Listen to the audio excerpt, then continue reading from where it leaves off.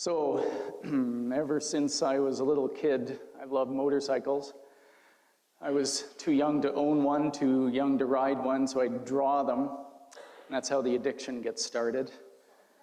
And really, the addiction is something you can share with other people. So when I finished university, I took my OSAP money and I bought my first motorcycle. And I went out to California. And you just meet the greatest people when you're on a motorcycle. Take your helmet off and people want to approach you. It's fascinating. So I've had pizza in Italy, and I've had ceviche in the Sea of Cortez. I've been to the Yukon. And the common thread through all of this is that you get to meet really interesting people. Guys like Scott. Scott's from England. He's former British military. He almost had to pull a knife and kill a bear up in the Yukon. We only had an hour and a half over lunch. We got to know each other so well. Just fascinating guy. And this sort of story happens all the time to people. When I was at the university, I was helping people get their careers started. And now I'm really just trying to share with people what it's like to be a motorcyclist and to have fun on a bike. But it can be dangerous, and that's part of the thing we have to cover off. When you do first fall, it's a surprise and it's not pleasant, but you have to deal with it.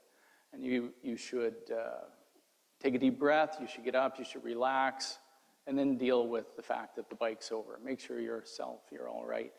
If you're an introvert and you don't like meeting people, the good thing is you've got a helmet on 90% of the time, so you don't have to talk to people.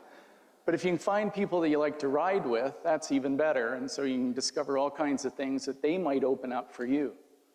Horse riders, bicyclists, pedestrians on the trail.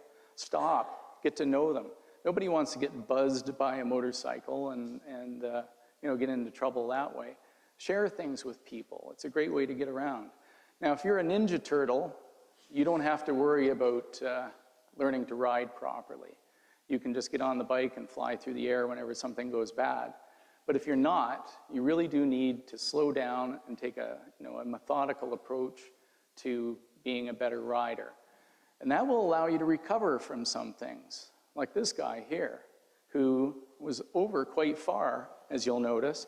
And that, I'd like to emphasize, that's all the gear all the time, at GAT, all the gear all the time. You're gonna have to balance a clutch and a throttle and two brakes. You're gonna have to balance the bike. You're gonna have to listen to it. You're gonna have to look where you wanna go. It's not easy, so start slow. The same thing applies to most things in life. And then focus on where you wanna go. If it's something at the bottom of the hill, you will get there if you're prepared, but don't lose your concentration on what it is that is your goal. Don't worry about the obstacle in the way, go for it. That'll allow you to get across the water too. Focus on where you're trying to get to. That makes all the difference. Flood, pestilence, you don't have to worry about it. If you fall over in the forest, so the pestilence may come along and get you. This is Joan. Joan had some tip overs. She wasn't a really confident rider for quite a while.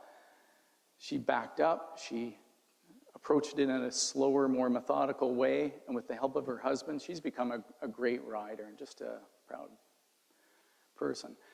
If you're a Jedi, if you have the Force, you don't have to worry about things too much. But if you're like his friend, Charlie Boorman, you've got to learn how to do things properly. Charlie went in the Dakar Rally.